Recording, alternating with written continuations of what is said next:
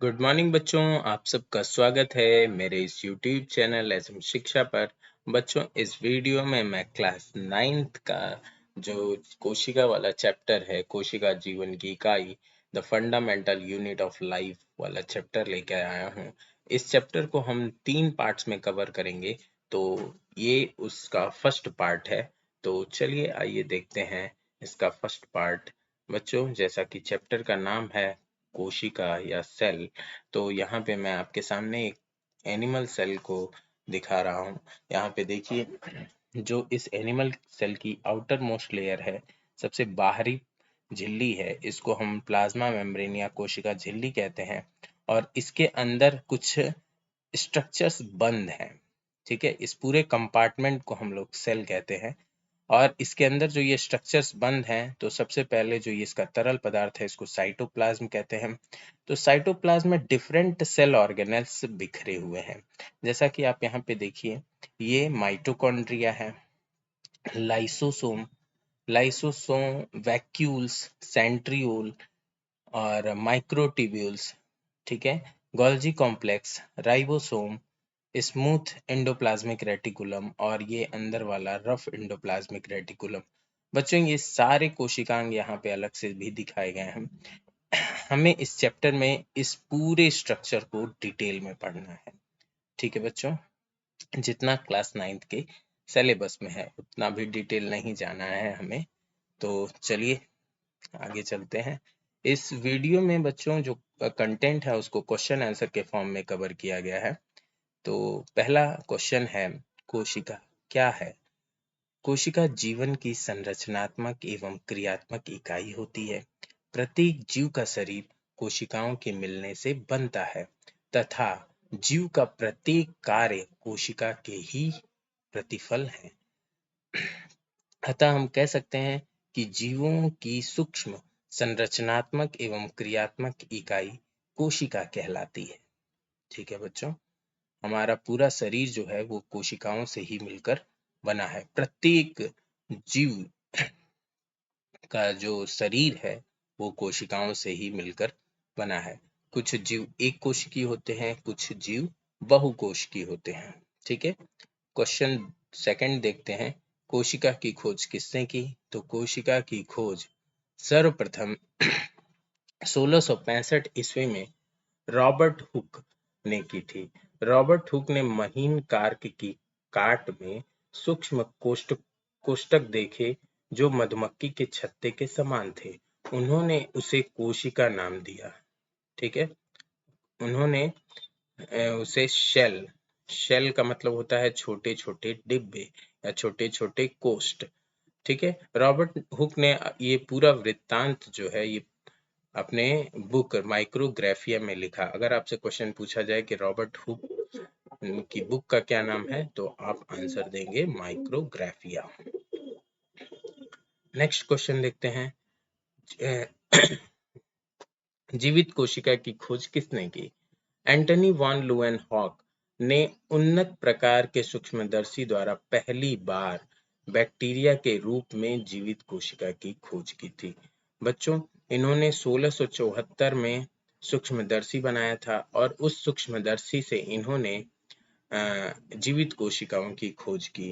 इन्होंने तालाब के पानी में और अपने लार में जीवित कोशिकाओं को यानी बैक्टीरिया के रूप में जीवित कोशिकाओं की खोज की थी। नेक्स्ट क्वेश्चन देखते हैं, कोशिका संगठन के आधार पर जीव कितने प्रकार के होते हैं? बच्चों, कोशिका संगठन के आधार पर जीव 2 प्रकार के होते हैं, एक कोशिकीय जीव और बहुकोशिकीय जीव। एक कोशिकीय जीव क्या होते हैं? ऐसे जीव जिनके शरीर में मात्र एक कोशिका होती है और सभी जैविक क्रियाएं एक ही कोशिका द्वारा संपादित होती हैं। बच्चों, जैसे अमीबा, पैरामीशियम, यूग्लिना और बैक्टीरिया, ये सभी क्या हैं? एक कोशिकीय जीव हैं। इनके शरीर की सारी जैविक क्रियाएं उसी एक ही कोशिका में संपन्न होती हैं। आइए नेक्स्ट देखते हैं, बहुकोशिकीय जीव क्या हैं? ये बहुकोशिकीय जीव एक कोशिकीय जीवों से विकसित हुए हैं बहुकोशिकीय जीवों का शरीर अधिक कोशिकाओं के मिलने से बनता है। कोशिकाएं मिलकर ऊतक बनाती हैं, ऊतक मिलकर अंग बनाते हैं और अंग मिलकर अंग तंत्र बनाते हैं। ऐसे जीवधारियों में अलग अलग कार्य के लिए अलग अलग अंग द्वारा उनके आपसी समन्वय द्वारा संपादित किया जाता है। बच्चों नेक्स्ट क्वेश्चन देखते हैं, कोशिका सिद्धांत क्या है। तो कोशिका सिद्धांत को पहले दो वैज्ञानिकों ने देखिए यहाँ पे स्लाइडन और स्वान का नाम आपको याद रखना है।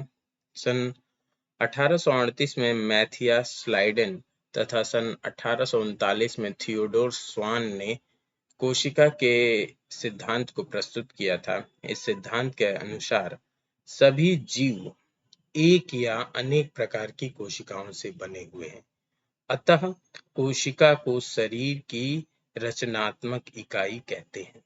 ठीक है। दूसरी बात जो इसमें है, कोशिका जीवधारियों के शरीर की क्रियात्मक इकाई है, क्योंकि जीवन संबंधी सभी क्रियाएं कोशिकाओं में ही संपन्न होती हैं। तीसरी बात जो है, इसको रुडोल्फ विर्चोव ने दिया था। बाद में कोशिका सिद्धांत में ये तीसरी बात जोड़ी गई कि नई कोशिकाओं की उत्पत्ति पूर्ववर्ती कोशिकाओं के विभाजन से होती है। रुडोल्फ विर्चोव ने एक बात कही थी, ओमनिस सेलुला ए सेलुला, मतलब किसी भी नई कोशिका की उत्पत्ति जो है वो पूर्ववर्ती कोशिकाओं से होती है। नेक्स्ट क्वेश्चन देखते हैं। नेक्स्ट प्रश्न या क्वेश्चन है, कोशिका कितने प्रकार की होती है। कोशिका मुख्यतः दो प्रकार की होती है। पहला है प्रोकैरियोटिक कोशिकाएं और दूसरा है यूकैरियोटिक कोशिकाएं। बच्चों यहाँ पे ये देखिए, प्रोकैरियोटिक कोशिकाओं में ये एक बैक्टीरिया की कोशिका है। तो इस कोशिका में क्या नहीं है, वेल डेवलप्ड न्यूक्लियस नहीं होता है। जैसे इनका नाम है प्रोकैरियोटिक, मतलब इनका जो कैरियन यानी जो न्यूक्लियस है वो अनडेवलप्ड है या शुरुआती अवस्था में है। ठीक है। तो यहाँ पे आप देख सकते हैं कि जो इसकी आउटर मोस्ट लेयर है वो सेल वॉल है। ये देखिए, ये जो इसकी आउटर मोस्ट लेयर है सेल वॉल है, इसके ऊपर एक कैप्सूल, ये देखिए ये सेल वॉल के ऊपर एक स्ट्रक्चर है जिसको कैप्सूल कहते हैं। उसके भीतर क्या है, सेल वॉल, और सेल वॉल के अंदर सेल मेम्ब्रेन है, और सेल मेम्ब्रेन के अंदर ये पूरा स्ट्रक्चर साइटोप्लाज्म कहलाता है। और साइटोप्लाज्म में आप देखिए तो यहाँ पे जो इनका जेनेटिक मटेरियल है डीएनए, वो न्यूक्लियस के अंदर नहीं है, इनके साइटोप्लाज्म में बिखरा रहता है ये। तो ये जो डीएनए यानी इनका जो न्यूक्लियस है यानी यहाँ केंद्रक इनका डेवलप नहीं होता है। ठीक है। यहाँ पे देखिए ये एक्स्ट्रा जेनेटिक मटेरियल के रूप में यहाँ पे प्लाज्मिड है ये, और यहाँ पे दो फ्लैक्सिला निकले हुए हैं जो लोकोमोशन में हेल्प करते हैं। ठीक है। तो ये है एक प्रोकैरियोटिक कोशिका। प्रोकैरियोटिक कोशिका कहने का क्या मतलब है कि ऐसी कोशिकाएं जिनका केंद्रक पूर्ण विकसित नहीं होता है, शुरुआती अवस्था में होता है। ठीक है। यहाँ पे देखिए एक यूकैरियोटिक कोशिका है जिसको हम पहले भी देख चुके हैं। तो यहाँ पे देखिए बच्चों, इसका जो केंद्रक है वो पूर्ण विकसित है। ये देखिए ये जो ब्लू कलर का यानी नीले कलर का न्यूक्लियस दिखाया गया है, इस न्यूक्लियस के अंदर सबसे बाहर क्या है, न्यूक्लियर मेम्ब्रेन है, और इसके अंदर न्यूक्लियोप्लाज्म होगा, न्यूक्लियोलस होगा, और इसका जेनेटिक मटेरियल इसके अंदर बंद है। इसका जेनेटिक मटेरियल इसके साइटोप्लाज्म में बिखरा नहीं है, इसके केंद्रक में होता है।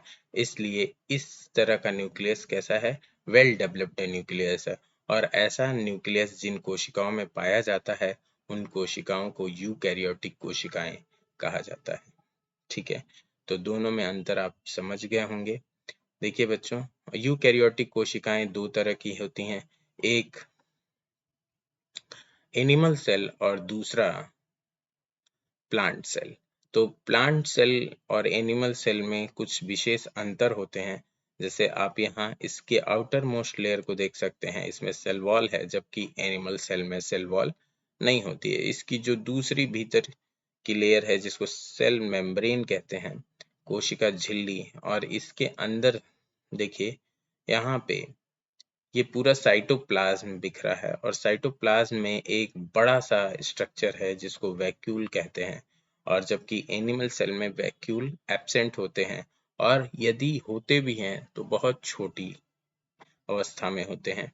तो यहाँ पे इसमें इसके साइटोप्लाज्म में राइबोसोम, एमाइलोप्लास्ट, क्लोरोप्लास्ट, देखो बच्चों यहाँ ये जो क्लोरोप्लास्ट है जिसको हम लोग हरित लवक कहते हैं, ये पादप कोशिका में ही पाए जाते हैं, जंतु कोशिका में नहीं होते हैं। यहाँ पे देखिए इसके न्यूक्लियस में न्यूक्लियोलस है, और इसका जो जेनेटिक मटेरियल है यहाँ पे ये, ठीक है। और गोल्जी एपरेटस, ये सारे स्ट्रक्चर एनिमल सेल में भी हैं, सिर्फ क्लोरोप्लास्ट पादप कोशिका में होता है, जंतु कोशिका में नहीं है। और ये जो सेल वॉल है ये पादप कोशिका में है, जंतु कोशिका में नहीं है, ठीक है। तो ये कुछ अंतर हैं जो पादप और जंतु कोशिका में होते हैं।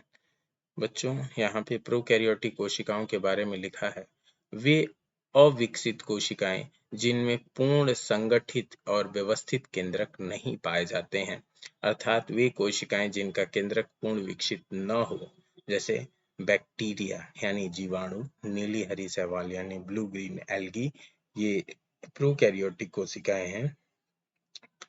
दूसरा है यूकैरियोटिक कोशिकाएं, जो हमने पादप और जंतु कोशिका के रूप में देखा है। वे कोशिकाएं जिनमें पूर्ण विकसित केंद्रक एवं सभी कोशिकांग पाए जाते हैं। ये कोशिकाएं विकसित और जटिल संरचना वाले जीवों के शरीर में पाई जाती हैं। बच्चों यहाँ पे हम कोशिका को किस तरह स्टडी करेंगे क्वेश्चन आंसर के फॉर्म में, वो मैं आपके सामने लेकर आया हूँ। देखिए कोशिका की जो आउटर मोस्ट लेयर होती है वो सेल वॉल है, उसके अंदर कोशिका झिल्ली होती है, और तीसरा अगर हम कह लें तो मिडिल लैमेला, जिसको मैंने शामिल नहीं किया है, ठीक है। और ये सेल बाउंड्रीज हैं, ठीक है। जब इनके अंदर हम चलते हैं तो हमें कोशिका द्रव्य मिलता है। कोशिका द्रव्य के आउटर पार्ट में हमको कुछ कोशिकांग मिलते हैं, जैसे माइटोकॉन्ड्रिया, प्लास्टिड, अंतःद्रव्य जालिका यानी एंडोप्लाज्मिक रेटिकुलम, लाइसोसोम, गोल्जी काय, गोल्जी बॉडीज कहते हैं इसको, और राइबोसोम और सेंट्रोसोम, ये सभी कोशिकांग हमको कोशिका द्रव्य में देखने को मिलते हैं। उसके अंदर जो कोशिका द्रव्य का अंदर वाला पार्ट है, इसमें बहुत सारे पदार्थ जैसे कार्बोहाइड्रेट, वसा, एंजाइम, कोई हार्मोन्स, ये सारी चीजें यहाँ पे मिलती हैं, ठीक है।